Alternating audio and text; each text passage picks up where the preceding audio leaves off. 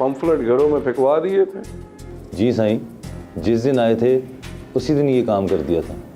हारून, अब बात बनेगी। लेकिन अगर यहाँ महफिल मिलाद भी हो जाए, उससे तो एक ये होगा कि लोगों में आपकी इज़्ज़त बढ़ जाएगी और दूसरा लोगों में आपका तारुफ भी हो जाएगा। तेरी ये बात मेरे दिल को लगी है। महफिल मिलाद भी होगी और तमाम शुरका को बुलाकर उनके गले में गुलाब के हार भी डालेंगे, क्योंकि गुलाब में बड़ी कशिश होती है। अस्सलाम वालेकुम। वालेकुम अस्सलाम। आ जाओ बेटा, आ जाओ, आओ बैठो। भाइयों, ये नौजवान मोहल्ले में नया नया आया है, तो मैंने आज इसे यहाँ बैठक में आने की तलकीन की थी, तो माशाल्लाह वो आज ही हाजिर हो गया है।